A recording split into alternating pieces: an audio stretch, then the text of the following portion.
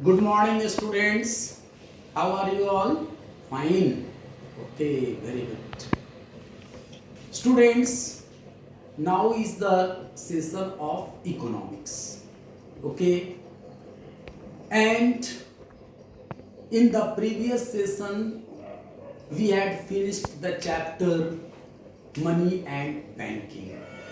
Okay, and I think you might have gone through that chapter in detail and in a proper way, and you may have understood all the important concepts and contents of that chapter.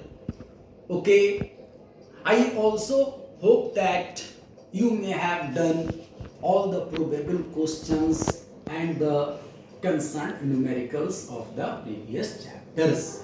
Okay, so students, now it is better for us to start the new chapter, and that chapter is aggregate demand. Okay, we will study now which chapter? Aggregate demand. Okay, before going in detail of this chapter, let us first understand what is called aggregate demand. Okay, you know, students, the aggregate demand of an economy can be defined as the demand for all goods and services by the people of a country or by different sectors of an economy during a period of time. Okay, that means all the people or all the sectors of an economy, whatever they demand for final goods and services, the sum total of their demand for goods and services will be called as aggregate demand. Okay, but you know, students, whatever goods and services are demanded in an economy, they cannot be measured in their absolute terms or in real terms. Why? Because these goods and services are measured in different units. For example, grains are measured in terms of tons and months or quintals. Clothes are measured in terms of meters. Milk and other liquids are measured in terms of liter. So there is no common unit to measure all goods and services in one unit. Okay, and in real terms, in absolute terms, therefore the sum total of the demand for goods and services by all the people or by all the sectors is measured in terms of money or in terms of expenditures which they make on goods and services over a period of time. Okay, now you can define aggregate demand also as the total expenditure made by different sectors or different people of an economy on goods and services during a period of time, okay, at a given level of income. Or you can say it is a planned expenditure of all the people of all the sectors on different goods and services for a specified period of time. Okay, it can be called as planned expenditure or ex ante expenditure in terms of terminology of macroeconomics. Okay, now let us see who make the demands for goods and services. If we categorize the people who make demand for goods and services into different sectors, then they can be classified into the four sectors as we have seen in expenditure method of measuring national income. Okay, What are the sectors which make demand for goods and services? These sectors are: number one, household sector; number two, producing sector; number three, government sector; and number four, foreign sector or rest of the world sector. Okay, and all these four sectors make demands for goods and services for different purposes. We shall discuss them later on one by one. Now first, let us see the expenditure made by household sector on goods and services shows the expected demand, the planned demand, the ex-ante demand of the household sector. That is the sector of consumers. Already you know.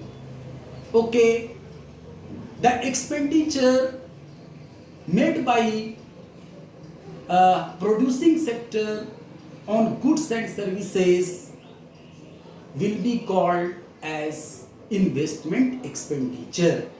Okay, the producing sector includes all sorts of producing units, all sorts of producers. And just you can think the producers demand for goods and services for what?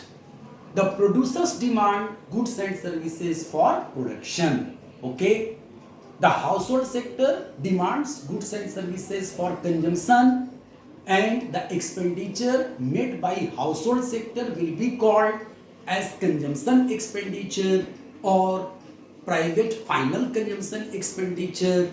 But the expenditure made by producing sector on goods and services will be called as investment expenditure.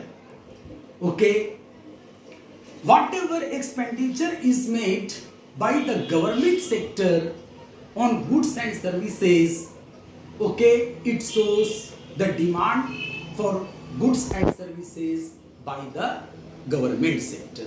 Okay, and the expenditure of the government sector shows that how much is the demand for goods and services over a period of time by the government sector.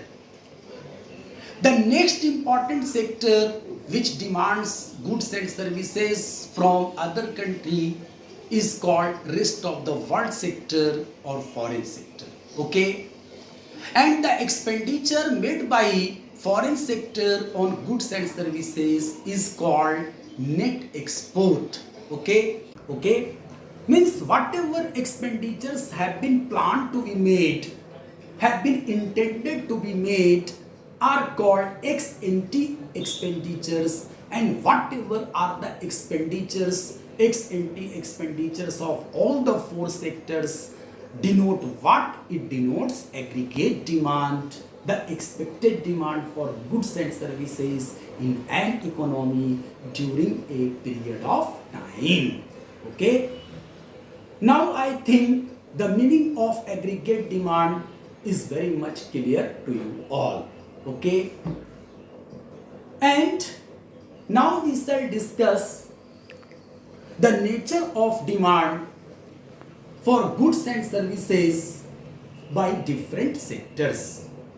As for example, let us first consider the demand for goods and services by household sector. Okay, household sector comprises consumers. Okay, so household sector demands goods and services for final consumption or for the satisfaction of wants. Okay, now whether the demand for goods and services of household sector will be more or less, it depends on basically two factors. First, it depends on the level of income, and second, it depends on propensity to consume. Okay, the level of income of the people belonging to household sector shows their consumption capacity, shows their consumption efficiency. Okay, higher is the level of income, they can make high expenditure on goods and services and vice versa. And similarly, propensity to consume shows the eagerness, the willingness of the people to spend for consumption. And it is measured in terms of the proportion of income that is spent on goods and services for consumption. Okay? And normally, higher is the propensity to consume, higher will be demand for goods and services for consumption and vice versa. Okay? Thus, when we say aggregate demand for goods and services, then it can be expressed in terms of the expenditures made by all these four sectors on goods and services during a period of time at a given level of income. Okay? Or aggregate demand can be defined as sum total of private final consumption expenditure plus investment expenditure plus government final consumption expenditure plus net export. Second is the demand for goods and services by the producing sector, that is called investment demand. Okay? You know, students, the producing sector demands goods and services for investment or for production of other goods and services. Okay? And the demand for goods and services by the producing sector also basically depends on the two factors, two things. What are these two things?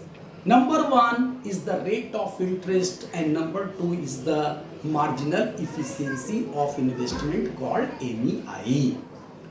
Rate of interest is the cost of borrowings and it is assumed that the producers make investment through borrowings. Okay, so if higher is the rate of interest, lower will be borrowings and it will lead to less investment demand and vice versa. Similarly, marginal efficiency of investment shows the productivity of investment, the additional increase in production due to additional investment, that is called MEI, or you can say expected return from additional investment of capital is called MEI, marginal efficiency of investment, or MEC. Okay? Normally, higher is the MEI, higher will be demand for goods and services by the producing sector and vice versa. So, the demand for goods and services by the producing sector depends on basically the rate of interest and marginal efficiency of capital or investment. Okay? The third important one, the government sector. The government sector demands goods and services both for collective consumption as well as for investment. Okay? When the government demands the goods like stationaries, medicines, like food items, etc. for collective consumption by the people, okay, in government schools, in government hospitals, so many things are purchased, okay, for what? For collective consumption, okay. And if the government makes expenditure on the things to construct roads, bridges, community halls, etc., then it will be called as investment expenditure or investment demand of the government. Okay? Thus, when we say the government's demand, then it refers to the demand for goods and services for collective consumption as well as for investment both. Okay?